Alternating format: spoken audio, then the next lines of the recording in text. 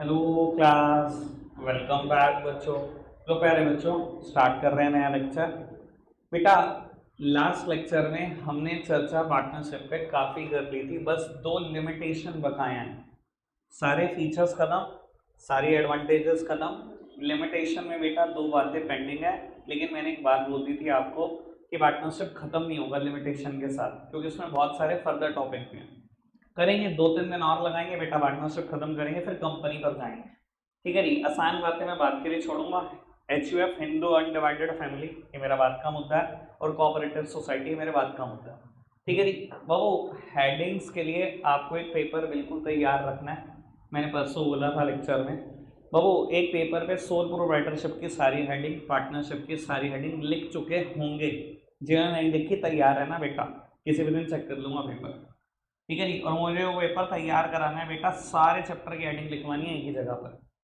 ठीक है, खैर चलो, वो तो मुद्दा बात का है, अभी चर्चा को आगे बढ़ाते हैं। बाबू, लिमिटेशन में पहली limitation unlimited liability already done है फीचर से। लिमिटेड रिसोर्सेज, ये मैंने कंपेयर करा दिया था, एक एडवांटेज है मोर फंड्स। तो मैंने कंपेयर करा दिया था मोर फंड्स के हिसाब से लिखा है, लिमिटेड रिसोर्सेज के हिसाब से लिखा है।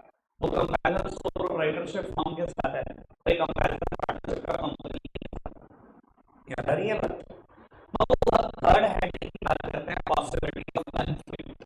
बेटा, पॉसिबिलिटी ऑफ कॉन्फ्लिक्ट मतलब है कि पार्टनरशिप में लड़ाई झगड़े चलते रहते हैं। क्यों चलते रहते हैं? तो एक बात बताओ, तो सगे भाइयों की सोच सेम होती है और तो जुड़वा भाई भाई दोस्त सगे भाई की सोच सेम होती है।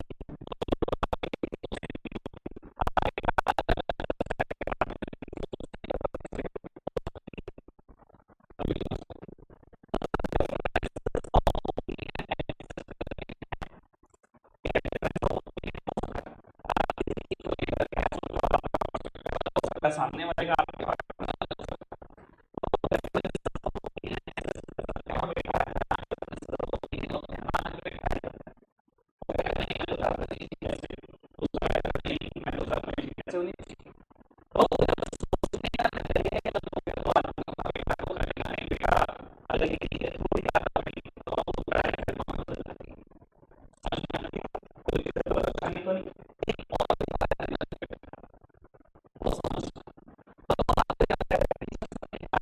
कैरेट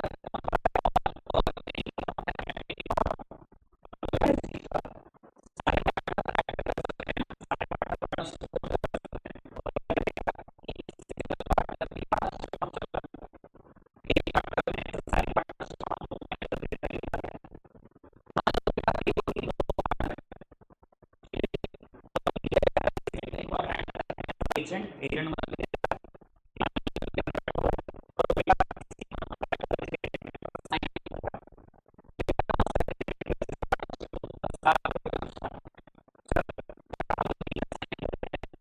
लगती है।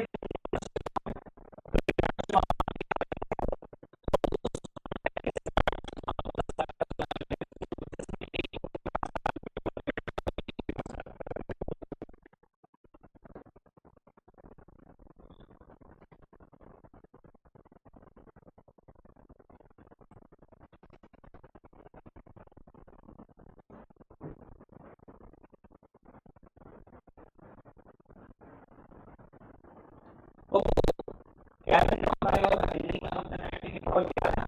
अगर बी ने कॉन्ट्रैक्ट साइन किया तो बी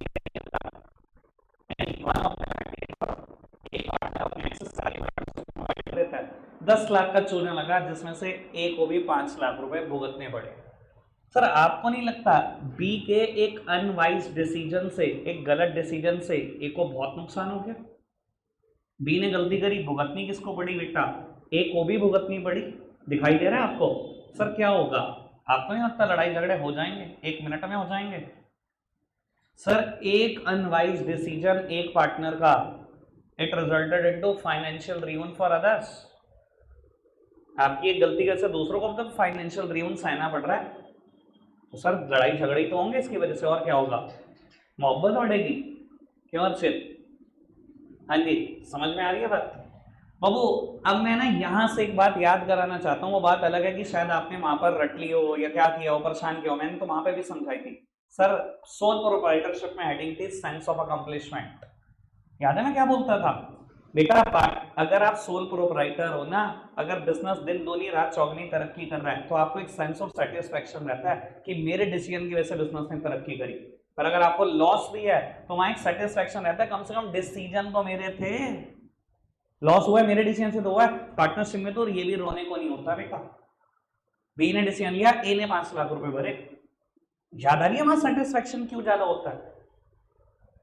सर मेरी बातें ऐसा हो सकता है 2-4 दिन परेशान करती हूँ, पर समझ में हर चीज बता देता हूँ एक सही मौका आने पर। क्लियर हो रही है बात? पक्का से पॉसिबिलिटी ऑफ कॉन्फ्लिक्ट हेडिंग समझ में? लड़ाई झगड़े के 2 चांसेस हैं, 2 वजहें हैं बेटा। बाबू क्यों? बाबू डिफरेंसेस ऑफ ओपिनियन होते हैं and differences of opinion lead to conflicts.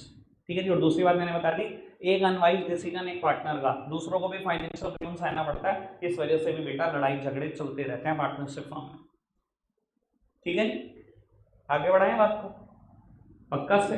वैसे एक सही पार्टनर मिल जाए जिंदगी में तो फाइनेंशियल ड्रीम भी मेरे को लगता है ठीक ठाक ही होता है। मैंने किया हुआ एक जगह पे नुकसान बहुत भारी, भारी भरकम। चलो खैर पार्टनर ठीक है हमारा, हो गया था, कोई टेंशन, आगे बढ़ो। चलो अब वो एक और हेडिंग बचती है, पहले वो देख लेते हैं और फिर बेटा रीडिंग इकट्ठे कर लेंगे। पॉसिबिलिटी ऑफ कॉन्फ्लिक्ट एक हेडिंग और दिखा देता हूँ बेटा जो बचती है। लैक ऑफ कॉन्टिन्यूटी फीचर से ही हो चुकी है, फीचर था कॉन्टिन्यूटी। बाबू लास्ट हेडिंग है लैक ऑफ पब्लिक कॉन्फिडेंस। बेटा लैक ऑफ पब्लिक कॉन्फिडेंस मतलब पब्लिक ट्रस्ट नहीं करती पार्टनरशिप पे, पब्लिक का कोई कॉन्फिडेंस नहीं है। क्यों नहीं है आइडिया समझ लो। मान लो बेटा मेरी एक पार्टनरशिप फर्म है, पार्टनरशिप फर्म का वही पुराना नाम Messrs fraud and fraud company. ठीक है जी, मैं तो कह रहा हूँ पार्टनरशिप फर्म है Messrs fraud and fraud company. 3 partner है, मैं केशव वर्मा और कोई हो सकता है इसमें पार्टनर। ठीक है जी। अब बाबू हम चले गए किसी पब्लिक के मेंबर के पास, देव के पास। मैंने कहा देव भाई देख तेरे को पता ही हमारी पार्टनरशिप फर्म कितनी बढ़िया चल रही, करोड़ रुपए महीना कमा ही रहे। ठीक है जी, एक काम कर 4-5 करोड़ का लोन दे, हम करोड़ रुपए महीना कमा रहे हैं, 4-5 महीनों में तेरे पैसे वापस तेरे घर। सर देव कभी ट्रस्ट करेगा हमारे ऊपर? कभी भी नहीं करेगा। ठीक है ना? नहीं मेरे ऊपर तो कर ले, कहीं ये दोनों का सवाल अलग है, अरे कभी भी नहीं करेगा, तुम्हारी ऐसी की तैसी, मैं भी नहीं करता तुम्हारे ऊपर। लो बाबू देव क्या करेगा? देव कहेगा अगर इतना ही कमा रहे हो लाओ अकाउंट्स दिखा दो, मैं फिर सोच लूंगा। सर क्या पार्टनरशिप फर्म कभी अपने अकाउंट्स पब्लिश करती है? सर याद करो वो बात, सीक्रेसी। आपने कल हेडिंग सुनाई है मुझे, सीक्रेसी। क्या पार्टनरशिप फर्म को कभी भी अपने अकाउंट्स पब्लिश करने होते हैं? नहीं। पार्टनरशिप फर्म क्योंकि अपने अकाउंट्स कभी पब्लिश नहीं करती, इसलिए बेटा पब्लिक ट्रस्ट भी नहीं करती।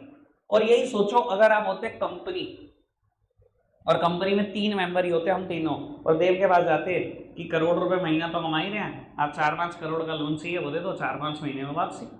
क्या ये ट्रस्ट करता? माँ 100% करता, क्योंकि बेटा जो बात हम बोल रहे हैं वो हमारे अकाउंट्स में दिख जाती और वहां अकाउंट्स पब्लिश होते हैं, गूगल बाबा पे भी डलते हैं। 1 मिनट में गूगल करता, मेरी कंपनी की पूरी फाइनेंशियल रिपोर्ट निकालता, पता लग जाता बेटा प्रॉफिट कमा रहे हैं कि नहीं। बाबू हमेशा पब्लिक का ट्रस्ट कंपनी पर इसलिए ज्यादा होता है क्योंकि वहां अकाउंट्स पब्लिक डोमेन में अवेलेबल है, हर पर्सन के लिए एक्सेस है। सर पार्टनरशिप फर्म के कभी अकाउंट्स अवेलेबल ही नहीं होते तो बाबू पब्लिक ट्रस्ट ही क्यों करेगी? उनको क्या पता क्या सच्चाई है क्या झूठ है। समझ में आई बात? क्लियर है बात? रीड करा दो दोनों बातें। चलो जी बाबू उसके बाद लिमिटेशन खत्म, एक नेक्स्ट टॉपिक की तरफ बढ़ेंगे। बाबू पहले यही हेडिंग पढ़ लो, लैक ऑफ पब्लिक कॉन्फिडेंस पढ़ना।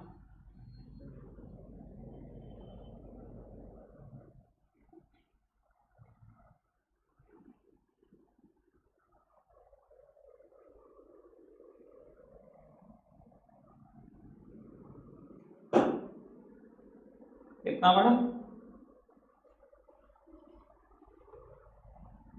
पढ़ना जी।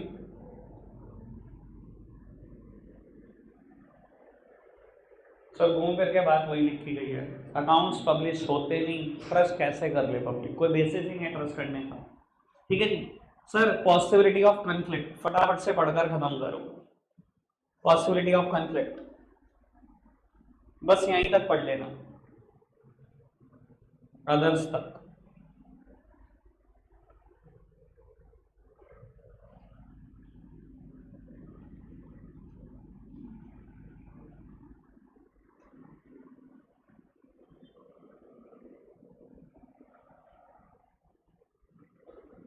ठीक है जी, ऑल ओके, बढ़ाएं बात को आगे। अब वो एक नया टॉपिक स्टार्ट कर रहे हैं बेटा। टॉपिक का नाम है टाइप्स ऑफ पार्टनर, और यहाँ बाबू 6 नाम लिखे गए हैं। चलो एनसीईआरटी की गलती ढूंढते हैं आज। बाबू यही 6 नाम यहाँ पर भी दिखाई देंगे आपको। एक टेबुलर फॉर्म में भी इन्होंने डिफरेंस दिया, पार्टनर क्या क्या है, कौन कौन है। मैं बाबू आपको वैसे समझाता हूँ, बाद में रीड करते रहेंगे। ठीक है जी, रीडिंग तो बहुत बात की चीज़ है, पहले समझने पे ध्यान देते हैं।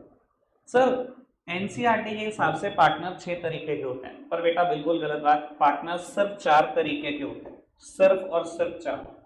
ठीक है जी, कौन कौन होते हैं, कैसे कैसे होते हैं, चर्चा करते हैं, और बाद में आपको पता लग जाएगा कि किसी ना किसी एक्सटेंट पर एनसीईआरटी ने कुछ गलती कर दी थी। ठीक है जी, और ये गलती तब से चलती आ रही है जब से मेरी 11th हुई है, मतलब मैंने तो तब से ही देखी। अब आप समझ सकते हो कितने साल हो गए। क्या करें बाबू, ऐसा ही है सब कुछ जमाना। बाबू मैं सबसे पहले आपको 2 तरीके के पार्टनर पढ़ाने जा रहा हूँ। एक पार्टनर है एक्टिव पार्टनर, और दूसरा पार्टनर है बेटा स्लीपिंग पार्टनर। स्लीपिंग पार्टनर का एक और नाम भी है बेटा, डॉर्मेंट पार्टनर भी बोलते हैं। ज्यादातर इस्तेमाल वर्ड लोग डॉर्मेंट कर देते हैं, तो बच्चा फंस जाता है, क्योंकि उसे लगता है ये वर्ड मेरे को आसानी से याद रहेगा, तो वो याद रखता है एक्टिव पार्टनर, स्लीपिंग पार्टनर। ठीक है जी, आप ये वर्ड भी याद रखना। चलो खैर समझते हैं क्या होता है। बाबू मान लो एक पार्टनरशिप फॉर्म बनाई 3 लोगों ने मिलकर। एग्जाम्पल आराम से सुनना, क्योंकि जो मैं कहानी बताऊंगा उसमें सब कुछ निपटा दूंगा। बाबू 3 लोगों ने मिलकर एक पार्टनरशिप फॉर्म बनाई, ए बी और सी। ठीक है जी बेटा, ये इंटरेस्टेड है इस पार्टनरशिप फॉर्म में एक स्कूल खोलने को। ठीक है, ये चाहते हैं एक स्कूल खोल लें, एक अच्छी सी इनकम अर्न कर लें। इन तीनों ने ना एक आर्किटेक्ट से बात करी और पूछा कि मेरे को अगर ये स्कूल खोलना है, फला फला लोकेशन है, ऐसा ऐसा लेवल का स्कूल खोलना है, आप मुझे एवरेज कॉस्ट ऑफ कंस्ट्रक्शन बता दो, लगभग आपके हिसाब से क्या खर्चा आ जाएगा। तो वो ए बी सी तीनों ने मिलकर पार्टनरशिप करी। तीनों ने सोचा एक स्कूल बनाते हैं। एक आर्किटेक्ट के पास सोचे कि कॉस्ट एसर्टेन कर दो जी, एवरेज कॉस्ट कितनी आनी चाहिए। तो आर्किटेक्ट ने बताया कि अभी अगर कंस्ट्रक्शन करते हो तो एवरेजली आपके 6 करोड़ रुपए लग जाने चाहिए। ठीक है, तो वो तीनों ने बहुत मुश्किल से 2-2 करोड़ रुपए अरेंज करे, अपने सारा काम झाम जितनी सेविंग्स थी सब बेटा खाई थी, और 2 करोड़ रुपए अरेंज कर। ठीक है जी, 6 करोड़ रुपए इकट्ठे हो गए। कंस्ट्रक्शन उन्होंने स्टार्ट करी। अब वो स्कूल जैसी कंस्ट्रक्शन, एक सेकंड का जो उसको, स्कूल जैसी कंस्ट्रक्शन टाइम लेती है। तो उन्होंने कंस्ट्रक्शन स्टार्ट करी, 3-4 महीने बाद एक हाइक आया कंस्ट्रक्शन मटेरियल में, फिर 3-4 महीने बाद एक और दूसरा हाइक आया, तो वो ऐसे हाइक आते चले गए 3-4, 1.5 साल भर में बेटा 6 करोड़ रुपए खत्म हो गए, और स्कूल पूरा नहीं हो पाया, क्योंकि 4 हाइक आए थे बेटा, कंस्ट्रक्शन मटेरियल महंगा हो गया था। अब उन्हें लगा कि यार काम तो और रह गया पेंडिंग, अब करें क्या। एबीसी ने ना सोचा कि दोबारा कॉस्ट एसर्टेन करा लेते हैं, अभी भी कितना पैसा लगना बता है। तो पता लगा जी अभी भी 2 करोड़ रुपए और लग जाएंगे as per the current hike. अब उनको लगा कि हमारी तो सारी सेविंग्स खत्म हो चुकी हैं, अब क्या कर सकते हैं, 6 करोड़ बिल्कुल खत्म हो गए। तो उन्होंने अप्रोच करा एक और पर्सन को जिसका नाम है डी। डी को कहा कि तो हमारी फर्म का पार्टनर बन सा, हम तीनों ने 2-2 करोड़ लगाए हैं, तू भी 2 करोड़ लगा ले, इक्वल प्रॉफिट ले ले। हम तीनों का 1:1:1 डिसाइडेड है, तू भी आ जा, 1:1:1:1, चारों का हो जाएगा, चारों इक्वल शेयर कर लेंगे, चारों इक्वल पैसे लगा लेते हैं, 2-2 करोड़ रुपए। डी ने कहा यार मैं लगा तो लो, मुझे कोई इशू नहीं है, पर बात ये है कि मेरी दुकान रायवाला में ठीक ठाक दुकान चलती है, मैं दुकान से उठूंगा कैसे, 2 करोड़ लगाने में कोई समस्या नहीं है, मैं लेकिन दुकान से उठ के नहीं आ सकता। शायद मैं कभी स्कूल देखने भी ना हो, शायद मैं कंस्ट्रक्शन में भी पार्टिसिपेट ना करूं, शायद मैं स्कूल के डिसीजन मेकिंग में भी ना पार्टिसिपेट कर पाऊं। तो एबीसी ने बहुत विचार किया, पर उन्हें कोई और पार्टनर नहीं मिल रहा था, तो उन्होंने डी को कह दिया कोई दिक्कत नहीं, आप इसी शर्त पर हमारे पार्टनर बन जाओ कि आप हमें पैसे दे रहे हो, प्रॉफिट शेयरिंग में पार्टिसिपेशन करोगे, बस डिसीजन मेकिंग में आप कह रहे हो हम मैं पार्टिसिपेट नहीं कर पाऊंगा, मत करो। स्कूल नहीं देखने आ सकते, वो भी मत देखने आओ, घर बैठो, जो भी प्रॉफिट होगा या लॉस होगा आपके घर पहुंच जाएगा, देखो पैसे आपके भी लगेंगे पैसे हमारे भी। प्रॉफिट एंड लॉसेस में आप भी पार्टिसिपेट करोगे, हम भी करेंगे, बस आप डिसीजन मेकिंग में पार्टिसिपेट नहीं करोगे। यानी कि अगर मैं टेक्निकल वर्ड बोल दूं तो आप मैनेजमेंट में पार्टिसिपेट करने के इच्छुक नहीं हो। और बाबू डी को इन्होंने पार्टनर बना दिया। सर 8 करोड़ रुपए लगे, स्कूल बन गया, स्कूल चल रहा है, एबीसी सारे डिसीजन मेकिंग करते हैं, दिन रात बेटा स्कूल के लिए लेबर करते हैं, बट डी कोई लेबर नहीं करता और उसको फिर भी प्रॉफिट और लॉस मिलता है। बेटा जो लोग मैनेजमेंट में डायरेक्टली पार्टिसिपेट करते हैं वही एक्टिव पार्टनर कहलाते हैं। यानी कि here A B and C are the active partners. और बेटा जो इंसान मैनेजमेंट में पार्टिसिपेट नहीं करता वो बेटा स्लीपिंग पार्टनर कहलाता है। और जो मैंने बात बोली ना, इट इज नॉट मेयर अ कहानी, ये सहारनपुर के कम से कम 10 स्कूल की बेटा एक्चुअल पिक्चर है, जिसमें कई स्लीपिंग पार्टनर है। मैं कईयों के नाम जानता हूँ बहुत अच्छे से, जिनके मेरे पास ऑडिट है, उन बहुतेरों को जानता हूँ जो कभी उठ के भी नहीं जाते कि स्कूल में क्या चल रहा है, प्रॉफिट लॉसेस चाहिए बस। समझ में आ रही है बात? अच्छा एक बात बताओ, क्या ये दोनों ने पैसा लगाया? सर एक्टिव पार्टनर और स्लीपिंग पार्टनर में कभी भी कैपिटल कंट्रीब्यूशन का कोई डिफरेंस नहीं होता, कैपिटल दोनों कंट्रीब्यूट करते हैं, ठीक है बाबू। इन दोनों में प्रॉफिट एंड लॉस का भी कोई डिफरेंस नहीं होता, प्रॉफिट एंड लॉस में भी दोनों पार्टिसिपेट करते हैं, कैपिटल भी कंट्रीब्यूट करते हैं, प्रॉफिट लॉस में भी पार्टिसिपेट करते हैं। फर्क सिर्फ एक चीज का है, पार्टिसिपेशन इन द मैनेजमेंट। बेटा एक्टिव पार्टनर पार्टिसिपेट करते हैं मैनेजमेंट में, जबकि स्लीपिंग पार्टनर पार्टिसिपेट नहीं करते। समझ में आई बात? कोई दिक्कत कोई परेशानी तो नहीं? अब आपको यही चीजों को इन्होंने कहानियां गढ़ गढ़ के बता रखा है, ठीक है जी। खैर मैं टेबुलर फॉर्म से कंफर्म कर देता हूं। सबसे पहली चीज जो कंफर्म करने लायक है, बाबू आप पढ़कर आते हो पार्टनरशिप फर्म में पार्टनर्स की लायबिलिटी कैसी होती है? अनलिमिटेड। एक मिनट शक्ल घुमाना जरा, 6 पार्टनर के नाम लिखे हैं एनसीईआरटी ने, सबकी लायबिलिटी देखना, सबकी दिखाई दे रही है। अब एक्टिव और स्लीपिंग पार्टनर पे फोकस रहो। कैपिटल कंट्रीब्यूशन दोनों ने कैपिटल कंट्रीब्यूट करी, share in profit and losses दोनों प्रॉफिट एंड लॉसेस बांटते हैं, बट बेटा मैनेजमेंट एक्टिव पार्टनर पार्टिसिपेट करता है मैनेजमेंट में, जबकि स्लीपिंग पार्टनर पार्टिसिपेट बिल्कुल नहीं करता। क्लियर है बात? आगे बढ़ाएं बात को बाबू। तीसरे तरीके का पार्टनर है स्लीपिंग पार्टनर, सॉरी आकाश भाई एक सेकंड पॉज करते हैं, सीक्रेट पार्टनर। बेटा तीसरा टाइप है पार्टनर का सीक्रेट पार्टनर, सब सामने देख करेंगे बेटा। बाबू अब एक्टिव पार्टनर समझ में आ जाता है, स्लीपिंग पार्टनर भी समझ में आ जाता है, ये सीक्रेट पार्टनर क्या होता है? बाबू ये सीक्रेट पार्टनर वही होता है जिसको डर होता है दुनिया की नजर ना लग जाए, ये वैसे ही पार्टनर है, ठीक है जी। मैं समझाने की कोशिश करता हूँ क्या है मुद्दा। आपने भी सुना है ऐसा कुछ, मैंने भी सुना है। बाबू एबीसी मिलकर एक प्रॉपर्टी खरीदना चाहते हैं, सब सामने देखें। एबीसी मिलकर एक प्रॉपर्टी खरीदना चाहते हैं, 6 करोड़ की प्रॉपर्टी है, तीनों ने 2-2 करोड़ रुपए कंट्रीब्यूट करा। पर बाबू ये कह रहा है कि मैंने अभी इसी महीने अपने नाम पर 4-5 प्रॉपर्टी कराई है, मैं बिल्कुल नहीं कराऊंगा और ना ही पब्लिक के सामने आए तो मैं पार्टनर बनता हूं, वरना रहने दो। बी और सी ने कहा यार हमें कोई दिक्कत नहीं है, दुनिया के सामने नहीं आएगा तो बन जा पार्टनर। बाबू ए ने क्या करा, 2 करोड़ रुपए कंट्रीब्यूट कर दिया और रजिस्ट्री कराई सिर्फ बी और सी के नाम पर, अपने नाम पर रजिस्ट्री भी नहीं कराई। कल को इस प्रॉपर्टी से रिलेटेड कोई भी डिसीजन मेकिंग होगी करेगा, बट सीक्रेटली पब्लिक से बचा बचा के कि कहीं मेरा नाम ना है। अगर मान लो प्रॉपर्टी रेंट पर देनी है तो बाबू करेगा तो, लेकिन पब्लिक के सामने कभी डिस्कशन नहीं करेगा कि किसको देनी है, कितने रेंट पे देनी है, क्या रेंट फाइनल होना चाहिए। अगर कल कोई प्रॉपर्टी बेचनी है सारे डिस्कशन करेगा, बट बेटा सीक्रेटली पब्लिक से बचाकर। ऐसा होता है ना बेटा, लोगों को डर होता है कि हमें नजर ना लग जाए, दुनिया को ना पता लग जाए, इतनी प्रॉपर्टी है इसके पास, ये है वो है। बाबू ऐसे सारे पार्टनर सीक्रेट पार्टनर होते हैं जो डिसीजन मेकिंग तो करते हैं बेटा, लेकिन सीक्रेटली करते हैं पब्लिक से बचाकर। बाकी कोई डिफरेंस है नहीं। कैपिटल ये भी कंट्रीब्यूट करते हैं, 2 करोड़ देखो इसने भी लगाया, प्रॉफिट एंड लॉसेस इसको भी मिलेंगे, अगर प्रॉपर्टी में फायदा हुआ ये लेके जाएगा, लॉस हुआ ये लेके जाएगा, अनलिमिटेड लायबिलिटी इसकी भी है। बट डिसीजन मेकिंग में पार्टिसिपेशन का फर्क है, वो ये सीक्रेटली करता है। एक्टिव पार्टनर डायरेक्टली पार्टिसिपेट करते हैं, स्लीपिंग पार्टनर पार्टिसिपेट ही नहीं करते, सीक्रेट पार्टनर पार्टिसिपेट करते हैं बट सीक्रेटली। ठीक है जी, इन तीनों पार्टनर में सिर्फ यही फर्क है। ये देख लो बेटा, सब कुछ सेम, सब कुछ सेम। लेकिन ये देखो, मैनेजर ने पार्टिसिपेट करता है, मैनेजर ने बिल्कुल पार्टिसिपेट नहीं करता, पार्टिसिपेट करता है बट सीक्रेटली करता है, पब्लिक से बचा बचा के। क्लियर है बात? All okay?